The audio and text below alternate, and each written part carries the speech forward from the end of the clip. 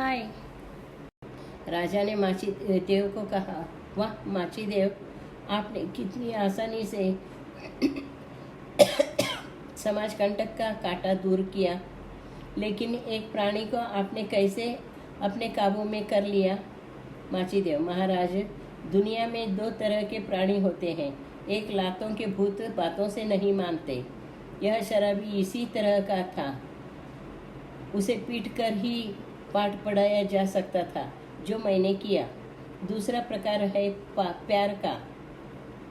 मानव, पशु, पक्षी, यहाँ तक कि भगवान भी प्यार का, भक्ति का भूखा होता है। प्यार से आप किसी पर भी काबू पा सकते हैं। उस महाकाय हाथी ने मेरी आंखों में, मेरे स्पर्श में प्यार महसूस किया और उसने अपने तरीके से कृतज्ञता प्रकट की। नफरत से नफरत, दुश्मनी बढ़ती है, वैसे ही प्यार से प्यार और मित्रता बढ़ती है। राजा, माची देव, आपने इस समाज कंटकी को शिक्षा दिया, बहुत अच्छा किया, काम किया है आपने, धन्यवाद। इतना कहकर राजा ने प्रधानमंत्री बसवेश्वर जी तथा सैनिकों के साथ प्रस्थान किया, चंदया के साथ अनुभव मंडप में। कल्याण में चंदया नामक एक शरण थे। वे नदी किनारे लंबी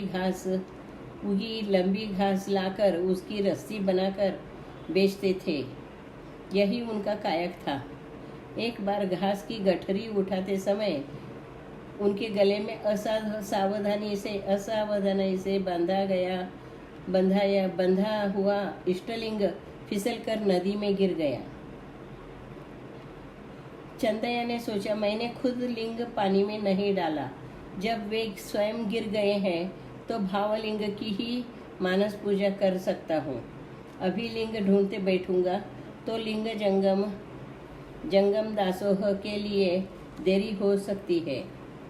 अतः इस तरह सोचकर वे लिंग छोड़कर चले गए।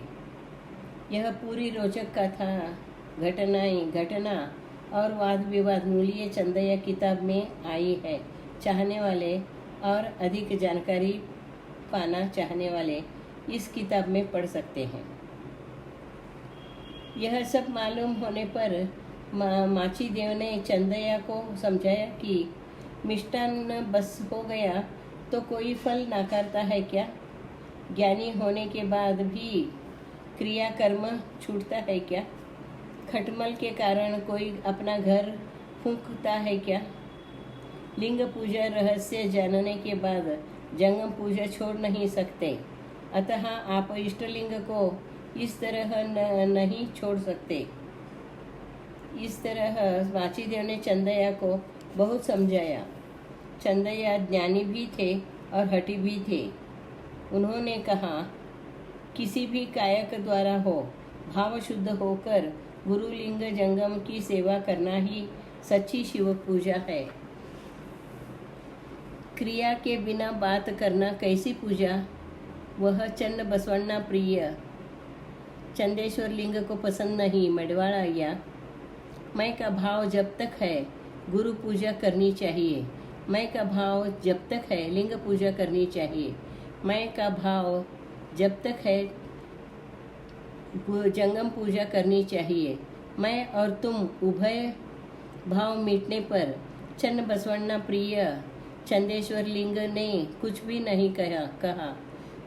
जब माचीदेव ने देखा कि चंदया उनकी बात नहीं मान रहे हैं और वे उनका समाधान भी नहीं कर पा रहे हैं, तो उन्होंने चंदया को अनुभव मंडप में ले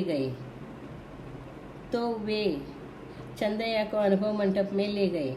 वहाँ अनुभव अलम प्रभु जी, बसवेश्वर चन्न बसवण्णा, सिद्धरामैया, अक्का नागम्मा और अक्का महादेवी जैसे महाशरणों के सामने चंदया की समस्या रखी। उन सभी ने चंदया की शंकाओं का निराकरण किया। तब जाकर चंदया ने इष्टलिंग धारण किया। याचक भक्त न होने से मैं भाग्यहीन हो गया हूँ। कल्याण में सभी शरण कायक ही स्वर्ग है।